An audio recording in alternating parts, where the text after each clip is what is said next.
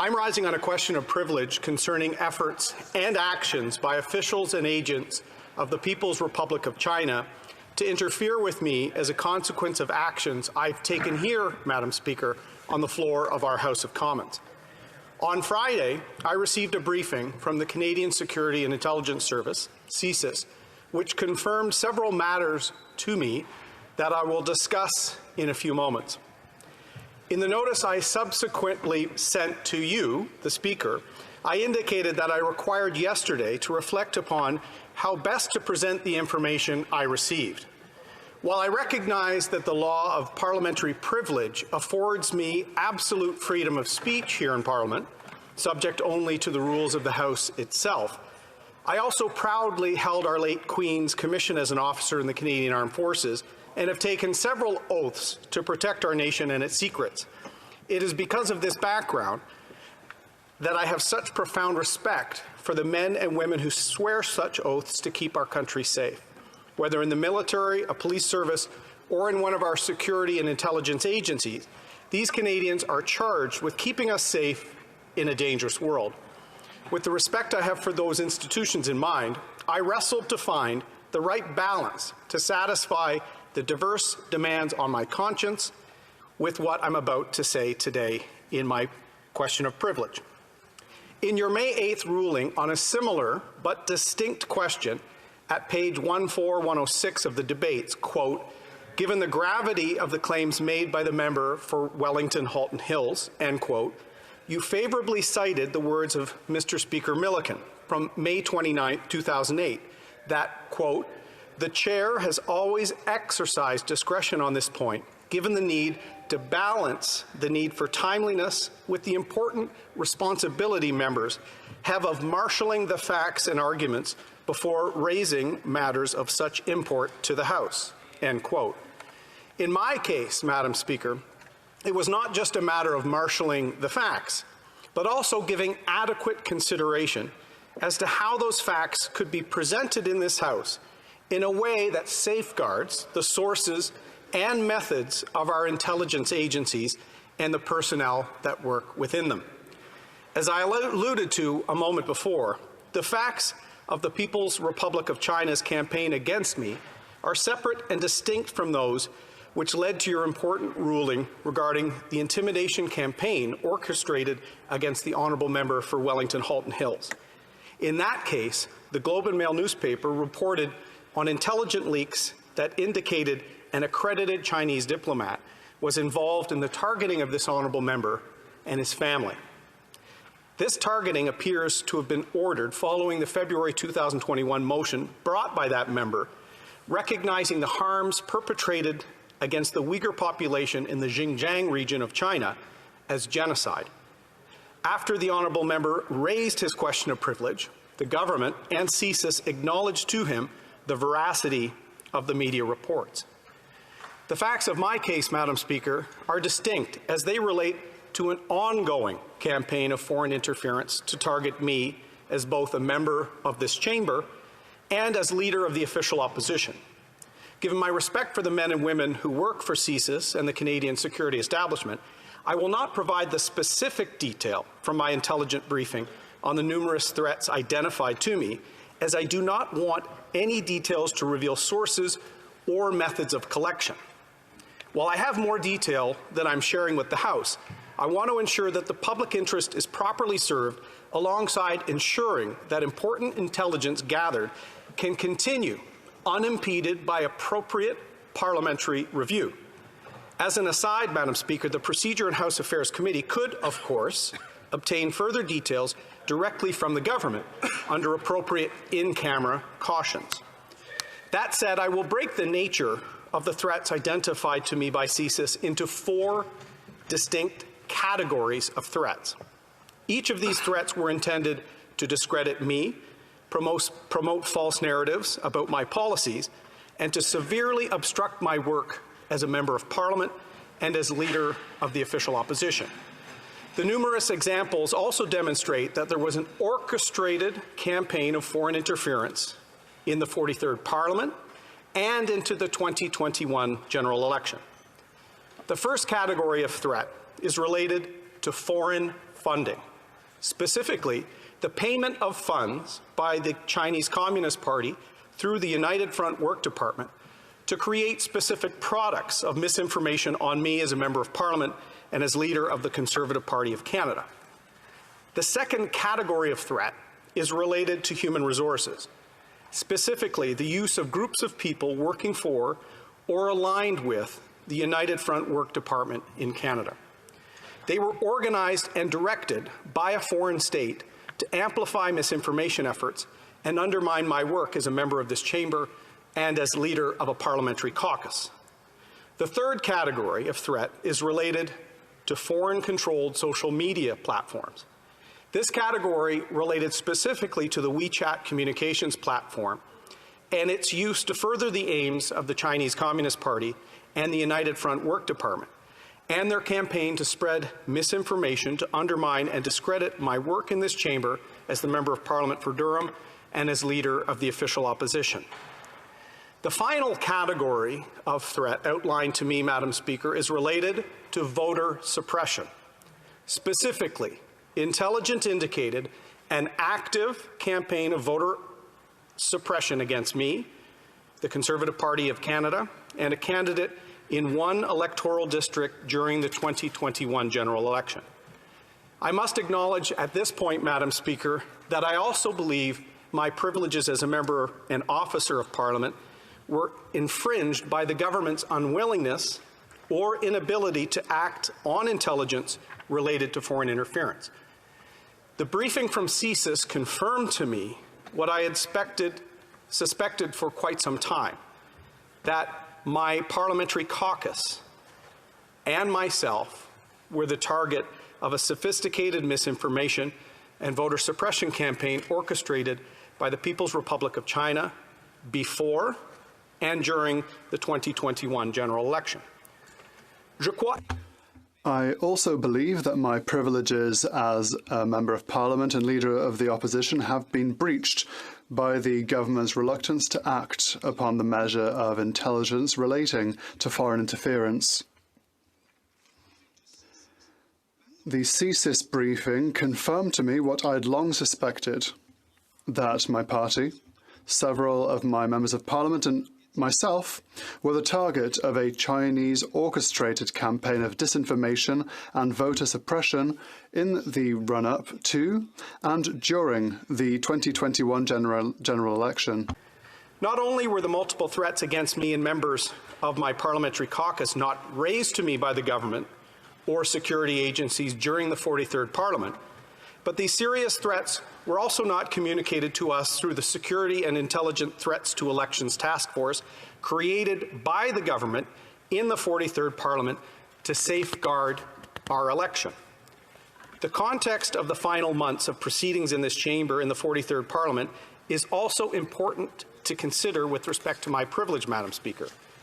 The House at the time was seized with 4 separate document production orders forcing the government to be accountable to this House about what actually happened at the Winnipeg laboratory and the firing of scientists with links to China.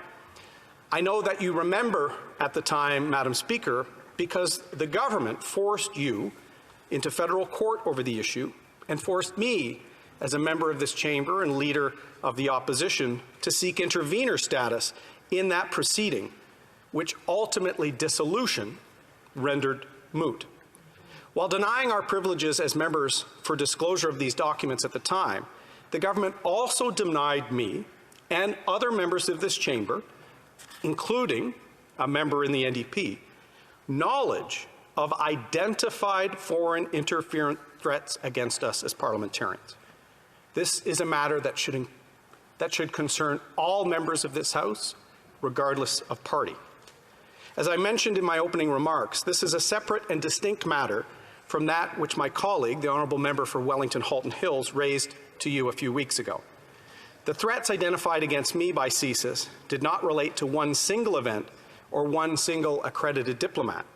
Rather, the numerous threats identified to me provide proof of an ongoing campaign of foreign interference intended to disrupt my work as a member, but also to critically disrupt my work as leader of a large parliamentary caucus in a minority parliament. Threats, disruption, and interference of this scale actually violated the privilege of hundreds of members of this House. I stress this distinction because it is my respectful submission that it represents a distinct question from that addressed in your earlier ruling or in the subsequent May 10th order of reference to the Procedure and House Affairs Committee. It is worthy of its own separate finding of a prima facie contempt and committee investigation, Madam Speaker. Indeed, the situation here might be analogous to a couple of periods in the Speaker's early days as a member of this House. In spring 2005, there were no less than 4 prima facie cases of privilege, all related to member mailings, which were each referred to the Procedure and House Affairs Committee in an overlapping manner. One of them originated from today's government's House Leader. Later, in November 2009, there were 2 prima facie cases of privilege related to members' householder mailings, which were also separately referred to committee again in an overlapping way. In a ruling on May 10, 2005, Mr. Speaker Milliken said at page 5885 of the debates, words which probably have some echoes with the way the issues we're confronting this spring are cropping up.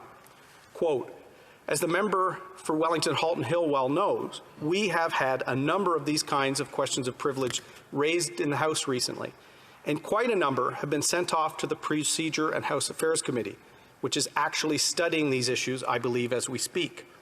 I am more than happy to permit him to move this motion and send the matter to committee if he wishes. I'm sure the committee will be interested in considering this one along with all the other ones that it is currently dealing with of a similar nature. There do seem to be a lot of these mailings these days, end quote. Well, Mr. Speaker, there does seem to be a lot of foreign interference reports these days as well, and the House should be seized with each of them individually. As I said, they should trouble all members of this chamber. As you know, Madam Speaker, I've been a frequent commentator on Canada's foreign policy in this House. Specifically, I've been raising concerns relating to Canada-China relations for many years. Before serving as Leader of the Opposition, in both the 42nd and 43rd Parliaments, I served as the Shadow Minister for Foreign Affairs, the same parliamentary position held now by the member for Wellington-Halton Hills. It was in this capacity that I was one of the first voices in the chamber to discourage the use of Huawei technology in Canada's 5G network. I, alongside other colleagues, raised concerns about the approval of sales of several Canadian technology companies without proper security assessments by this government. I, along with others, spoke about the issue of human rights in China and the abuse of the One Country, Two Systems agreement in Hong Kong. Like many members of this House on all sides, I met with persecuted religious and cultural minorities. In fact, in many ways, my concerns about the government's approach to China culminated in a December 2019 motion to establish the first special committee on Canada-China relations. This retaliatory campaign by a foreign government targeting my work as a member of Parliament rose from my participation in these, amongst other proceedings, of the 42nd and 43rd Parliaments. Madam Speaker, it is because of this advocacy that I've faced in response many years of an orchestrated retaliation campaign run from Beijing. Not only did these events occur before and during the 2021 general election, which has been the subject of considerable reporting in the last year, but they also occurred prior to this election and were in the knowledge or control of the government who refused to act. In fact, CSIS advised me that I will remain a target of Beijing's influence operations long after I leave this House this summer. These timing aspects should pose no barriers to your favourable ruling. Indeed, House of Commons Procedure and Practice, 3rd edition, notes at page 81, quote, instances of contempt in one Parliament may even be punished during another Parliament. This area of parliamentary law is therefore extremely fluid and most valuable for the Commons to be able to meet novel situations, end quote. Though some of the actions in this retaliatory campaign of foreign interference were even more present during an election campaign while Parliament was dissolved, there remained throughout that time a clear nexus between the retaliatory campaign in Parliament, parliamentary proceedings, and through dissolution and election. The attacks on my privilege began before dissolution, were accelerated during the writ, and resumed again afterwards. It shows, Madam Speaker, how insidious this foreign interference has become. In this light, I would draw the Chair's attention to this passage at page 773 of Parliamentary Practice in New Zealand, 4th edition. Quote, "Conduct that seeks to influence members in the performance of their public duties is perfectly proper and permissible. People may even exert pressure on members, for example, by threatening to withdraw support at the next election, unless such an attempt to influence becomes an attempt to intimidate, or there is a threat to do something that is improper in itself," end quote.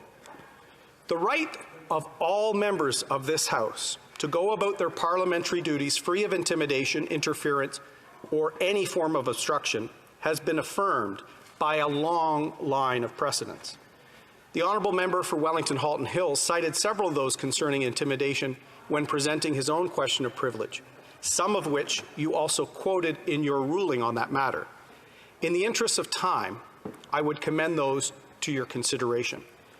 But perhaps, Madam Speaker, the most powerful words are your own from your May 8th ruling at page 14107 of the debates.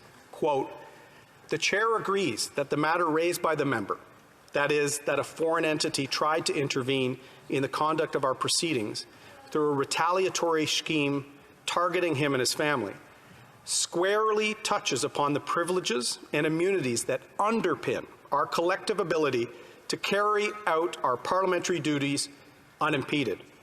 On the face of it, the Chair believes this matter to be serious enough to take priority of debate over all other parliamentary proceedings," end quote. One new aspect which my situation raises is what our authorities consider to be a form of, quote, obstruction, Mr. Speaker. House of Commons Procedure and Practice, 3rd edition, at pages 111 and 112, offer this explanation. Quote, "A member may also be obstructed or interfered with in the performance of his or her parliamentary functions by non-physical means. It is impossible to codify all incidents which might be interpreted as matters of obstruction, interference, molestation, or intimidation, and as such constitute prima facie causes of privilege.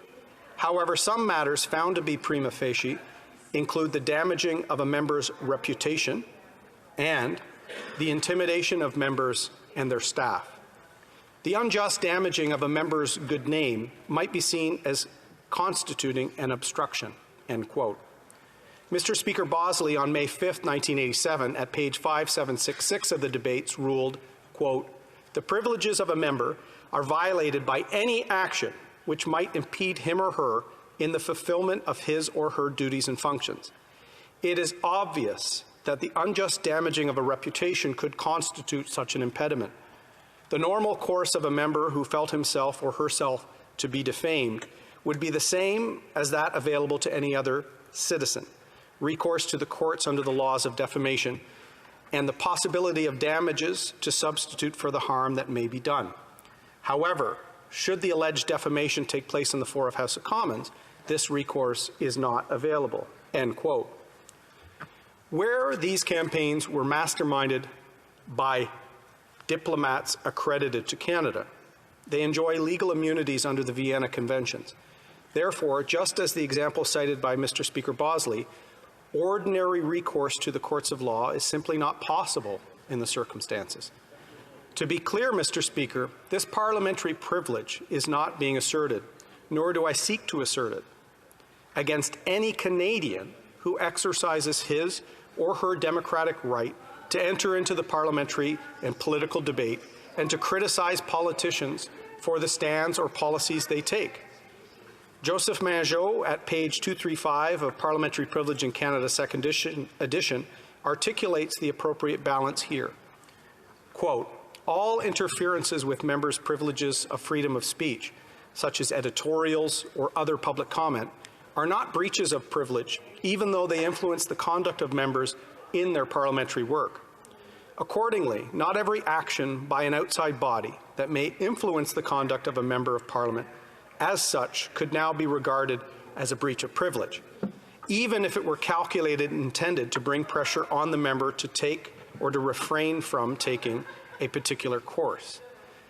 But any attempt by improper means to influence or obstruct a member in his or her parliamentary work may constitute contempt. What constitutes an improper means of interfering with members' parliamentary work is always a question depending on the facts of each case." End quote. In investigating a past contempt concerning the prejudicing of a member's reputation, the Procedure and House Affairs Committee explained the heart of the reputational concern succinctly at paragraph 38 of its 51st report, tabled in November 2005. Quote, "Members of Parliament are public figures, and their reputations and integrity are among their most valuable assets." End quote. The same committee, when reviewing misleading statements about a member made in one of these 10%er cases I mentioned earlier, wrote in its 38th report, tabled in May 2005, quote, "The content of the document, while not contemplating of or by other members whose constituents receive similar mailings, must be considered in relation to the member for Windsor West. Under such an analysis, it is impossible to avoid the conclusion that it is inaccurate and misleading with respect to him. The member noted that he had received many complaints from constituents as a result of the mailing. By unjustly damaging his reputation with voters in his riding, it therefore impairs his ability to function as a member." End quote. That last sentence brings me to some important points, Mr. Speaker. Firstly, whether the defamatory or misleading comments were made inside or outside of my riding, they nonetheless must be considered in relation to me and to the unjust damaging of my reputation within my riding. Secondly, at the time, I was the leader of Her Majesty's Loyal Opposition.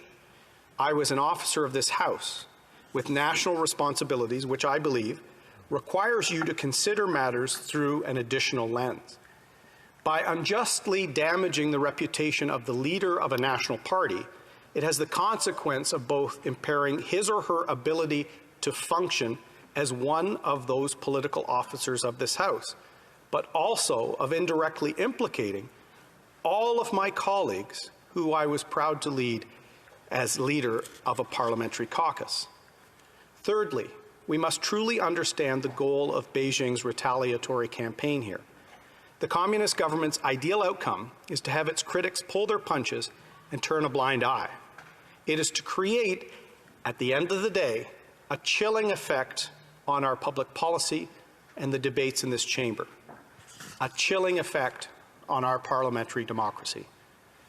At its heart, Mr. Speaker, Beijing's goal and their detailed actions towards the member from Wellington Halton Hills, myself, and other members of this chamber stifle free debate in this House. The Special Committee on Rights and Immunities of Members explained the importance of freedom of speech in Parliament in its first report tabled in April 1977 as, quote, "a fundamental right without which members would be hampered in the performance of their duties. It permits them to speak in the House without inhibition, to refer to any matter or express any opinion as they see fit, to say what they feel needs to be said in the furtherance of our national interests and the aspirations of their constituents," end quote. It is this very principle which the House must uphold, must vindicate, and must defend robustly, for it is what ensures that we are a vibrant democracy, where the people's representatives defend the people's interests, not vested interests. Earlier, I cited an authority for the proposition that the area of parliamentary law of concern here remains fluid in order to allow the House to meet new and novel threats. Well, Mr. Speaker, this novel and expanding situation of foreign interference in our politics, seeking to silence the debates of this Parliament, must be met, and our parliamentary democracy must be defended. it is important for me to raise this issue before I finish my service in the House in the coming weeks.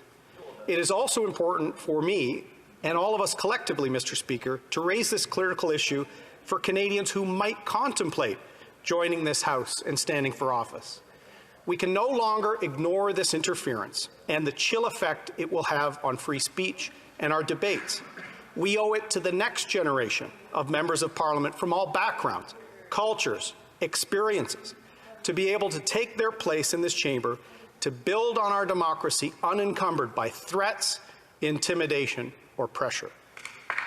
As my colleague, the member for Wellington Halton Hills, observed, members of Parliament, and especially opposition members, are certainly not ordinary Canadians that can rely on the government, the executive branch, to discharge their role as a defender of the realm. The problem does not lie with our proud, hardworking intelligence agencies. It lies in the blindness to their activities by some figures in this government and in some of the senior offices that advise it. The government has gone from one diversion to another for years to deflect its responsibility in tackling this scourge of foreign interference that has limited the privileges of several members of this House. They are being willfully blind to attacks on our parliamentary democracy, Mr. Speaker. I could go on at length about my views concerning the site task force, the panel of 5 senior civil servants, and review the inaction or incompetence of those structures, and how disappointed I was in the report of the Special Rapporteur. But I acknowledge that might be straying into debate.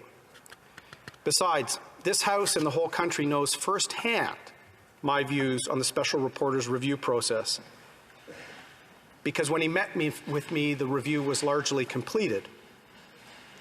He didn't even seek input from a member that our intelligence agencies knew was being targeted by Beijing. Shameful. I will simply say that rather than restoring faith in our institutions and democratic process, the perceived conflict of interest of the Special Rapporteur and the outcome-driven terms of reference he was given and the final report that followed them has actually deepened mistrust, Mr. Speaker, and further demonstrated the need for an independent review. Mr. Speaker, the conversation and inquiry does not need to wait until there is a Conservative government elected and their determination to appoint an independent public inquiry. The longer there are delays, the longer there will be embarrassing leaks and headlines that will only continue to further erode public trust in our institutions and in our parliamentary democracy. This historic and proud House of Commons has the duty and responsibility to stand up to attacks on the privilege of every single member of this chamber, Mr. Speaker. Inaction to do so amounts to muting voices sent to Ottawa to defend the interests of their constituents. So let's do it for all members of this chamber, Mr. Speaker, on all sides of the House, and for the Canadians who might want to join this House in the future. As the defender of our rights and privileges, Mr. Speaker, this effort starts with you. Should you agree with me, Mr. Speaker, that this amounts to a prima facie case of contempt, I'm prepared to move an appropriate motion at that time. Thank you very much, Mr. Speaker.